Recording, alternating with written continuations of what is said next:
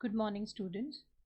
So today in this lecture we will study about industrial production of microbial polysaccharides. So microorganisms can produce large amount of polysaccharides in presence of surplus carbon source.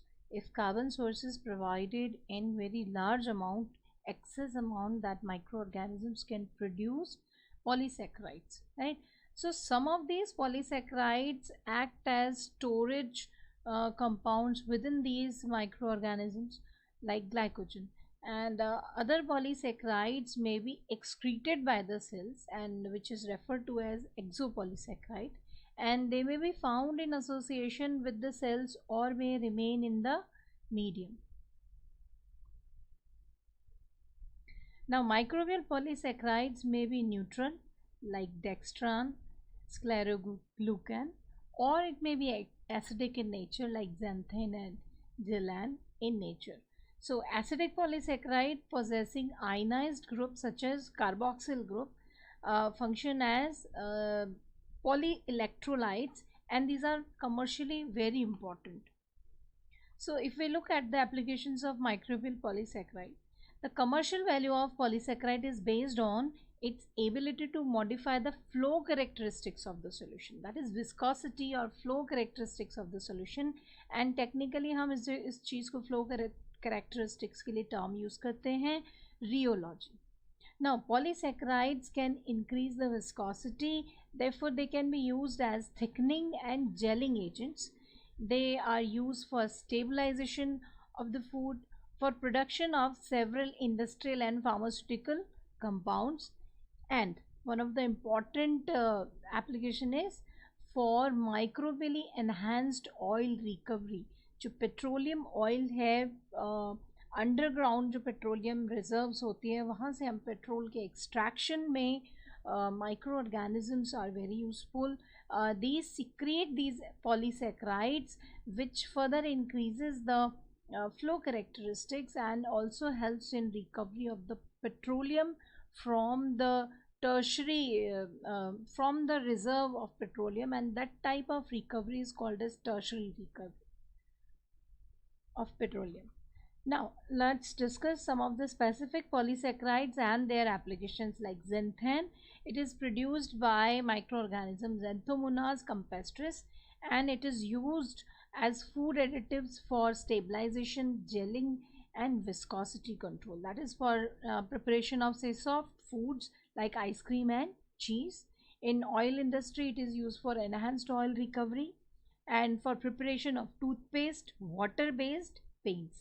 Then dextran is used as blood plasma expander. It is used in prevention of thrombosis and in wound dressing. It is used as adsorbent.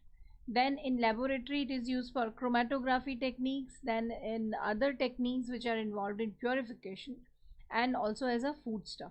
So dextran is produced by Leuconostoc mesenteroides, Acetobacter species, Streptococcus mutans. Then another polysaccharide is alginate. So it is produced by Pseudomonas aeruginosa, Azobacter vinelandii, and it is used in food industry as thickening and gelling agent, just like dextran. And alginate beads are used in immobilization of cells and enzymes, and it is also used as ion exchange agent, used in ion exchange chromatography. Now scleroglucan, it is produced by Sclerotium glucanicum or by S. rolfsi or Delphini. So scleroglucan is also used as stabilizing agent mainly for the paints, printing inks and drilling muds. Then gelan, it is produced by Pseudomonas elodia, and it is used in food industry as thickening and solidifying agents. Pullan, so it is produced by Aureobasidium pullulans, and being a biodegradable polysaccharide, it is used in food coating and packaging. Then curdlan, it is again used as gelling agent for immobilization of enzymes, and emulsin, it is used in oil industry for enhanced oil recovery and also used for cleaning of oil spills. So, and it is produced by Acinetobacter calcoaceticus and also by Arthrobacter species. So these are the examples of some of the polysaccharides and the microbes producing them and the uses of these polysaccharides. So let's talk about production of microbial polysaccharide. So when does this production of polysaccharides by the microbes takes place? So ideal conditions for the growth and polysaccharide synthesis are: first, that the excess supply of carbon's source should be provided in the growth medium, and the ratio of the carbon to nitrogen should be 10:1. And third condition is the molecular oxygen supply should be around 90% saturation. So these are the three conditions under which microbes catalyze the secretion of polysaccharide in excess quantity. Now generally we use batch culture fermentation, batch fermentation process use करते हैं, and by manipulating the nutrient supply, differential synthesis of polysaccharides can be achieved. For example, by limiting nitrogen supply in the media, mostly neutral polysaccharides are produced. और जब हम metal ions को limit कर देते हैं, then acidic polysaccharides are produced. And for the recovery of polysaccharide, so as the polysaccharides are produced, their concentration increases, there is increase in the viscosity of the broth, right? जो liquid है उसकी viscosity, जो media की viscosity वो increase हो जाती है. So polysaccharides can be precipitated by using salts or using acids or organic solvents, and recovered by employing appropriate techniques that we'll discuss. Now let's study about the xanthan production. So xanthan gum was the first polysaccharide that is available commercially. It is well studied and most widely used exopolysaccharide. So इसका molecular weight होता है 2 × 10⁴ Dalton से लेके 15 × 10⁴ Dalton तक. अगर हम इसके structure की बात करें, then it is a basic unit is pentasaccharide. So there is a backbone of glucose units attached to each other, beta glucose units which are attached to each other by 1,4 glycosidic linkages. So it forms the backbone of glucan, and alternate glucose to these alternate glucose units means after leaving one next glucose unit, a trisaccharide is attached. A trisaccharide is made up of mannose, gluconic acid and mannose unit. So this is the trisaccharide which is attached as a branch to every alternate glucose units in the glucan backbone, right? And to this trisaccharide, to the mannose unit, either acetate group is attached or pyruvate group is attached, and this influences the viscosity of the xanthan gum. Now, if we talk about the production, so microbial species which is involved in xanthan production is a gram-negative bacteria, Xanthomonas campestris, and the culture media consists of 4 to 5% carbohydrate. It may be glucose, sucrose, cornstarch, hydrolysate. Then 0.05 to 0.1% nitrogen, which is provided either in the form of glutamate or ammonium nitrate or urea or yeast extract, and small amount of organic acids are also present like succinic and citric acid. Besides that, salt like potassium, iron and calcium is provided into the media. Then nitrogen, phosphorus and magnesium, these are the three salts which influences the growth. Then nitrogen, phosphorus and sulfur, this combination is influence the production of xanthan by the Xanthomonas campestris. pH is generally made at neutral pH. Then temperature ranging from 28 to 30 degrees centigrade. Within 2 to 3 days of inoculation, xanthan is produced. Then the process is batch culture. Now let's talk about recovery of xanthan. Now the fermentation broth, once the xanthan has been produced in the broth, the viscosity of the broth increases. Now we just take the fermentation broth and sterilize it or pasteurize it at 80 to 130 degree centigrade for 10 to 20 minutes, और उसकी pH जो है we lower down to 6.3 to 6.9. Now for this is done for disruption of cell, because we need to separate the cell since we have the xanthan in our broth, right? So we just sterilize the broth for disruption of the cells and deactivation of enzyme, and by dilution and centrifugation we just remove the cell biomass.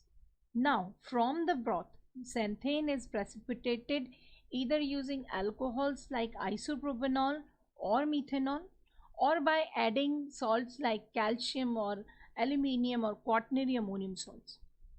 After that, washing is done with water or KCl to improve the quality of the product and to remove the particulate matter such as cell debris, organic residues, or any pigment attached to the xanthan. After that, again washing with the water, then we again have to precipitate that, de-water, remove the water, and concentrated xanthan again washed, precipitated, and de-watered. So we need to again and again wash that, so to remove all the debris and attached waste, whatever pigments are there, all has to be removed. After that, the precipitated xanthan is spray dried and milled and ground, means powdered form में उसको हम convert कर लेते हैं, ground कर लेते हैं, and then we carry out the quality control analysis of that xanthan gum, and then it is used for commercial purpose by packaging and marketing. Then let's talk about the physical properties of xanthan. So it is highly soluble in cold and hot water. It is highly viscous even at low polymer concentration. Then application, xanthan gum is used as food additive for preparation of soft foods like ice cream, cheese, syrups, sauces, toppings, dressings. So we are using it for the soft foods. Then it is also used as stabilizers in pharmaceuticals. It is also used in oil industry for enhancing the oil recovery. Then xanthan is used for preparation of toothpastes and water-based paints. So this is all about xanthan production.